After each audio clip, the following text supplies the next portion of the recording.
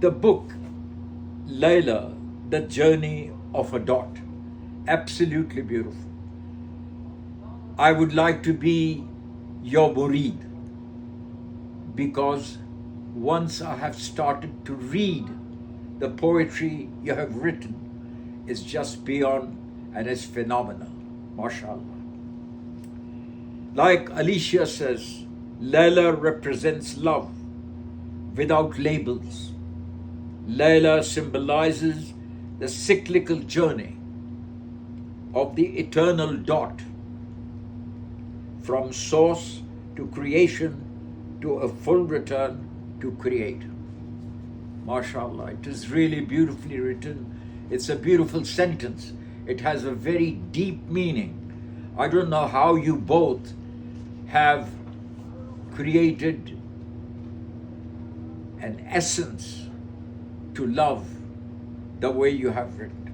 Because, it reminds me of Maulana Jalaluddin Rumi, who said about love in 2 sentences. He said, love is like pure water. You're saying love starts with a dot. Okay, so dot and water, exactly the same. Because dot is the drop on the ocean. That is why you're saying dot.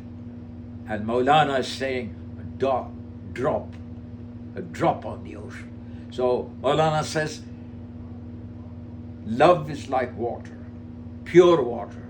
Drink it all with your heart and soul. And you have referred just that heart and soul in this whole book.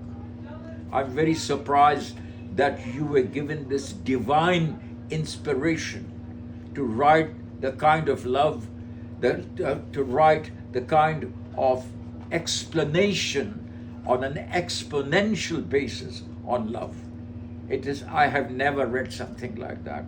I feel ashamed that I don't have that capacity in being what I am right now with the white beard to have loved so much. And I am very, very, very grateful that I have had the privilege of reading this book. There are some reflections I have seen in this book, and it says, love does not seek. Again, I go to Maulana Rumi.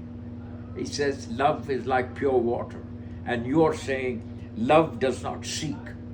Yes, no, there's no seeking in love. It's no, or does it to possess or own? You can't own love. There's no money you can buy love for. It's just between eyes, 4 eyes. 2 eyes of the lover and 2 eyes of the loved one. That's how you seek love. But whoever meets her, meets who? Layla. Meets her, is left with no choice but to surrender, and that is love. Very beautifully written, mashallah, mashallah. There are so many things in here which are so inspiring. The highest purpose, a string of words may fulfill, to point towards the wordless truth and then to melt into silence. So when you are together, by the way, I just wanted to ask you a personal situation. Does your husband, has he read this book? Does he understand who he is married to? And I'm not, I'm like a grandfather, so I can ask these things. I've met you both. And I met you, and I wish I had known who this Layla was when I met you. And you are a real Layla. But you say somewhere in this book that you don't need a Majnu because you are a Layla.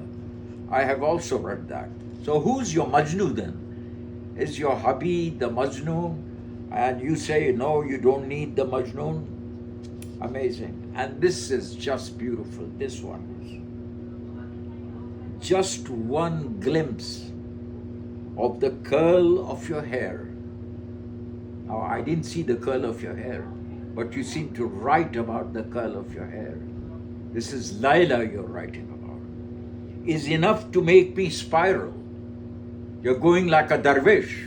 You're asking your your lover to go into a spiral like the dervishes, down into madness. Yes, when you are in love. I remember when I was in love, in the 60s, when I met my Alicia's mother. Yes, I went into a spiral because she was refusing me and my expression of love for her, because she did not understand at that time, being very young, she did not understand. Well, I hope that, she understands now.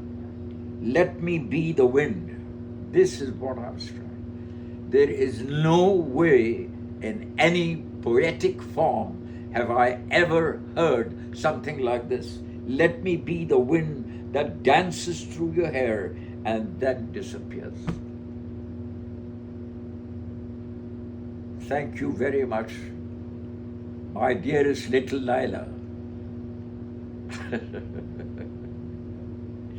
Thank you again.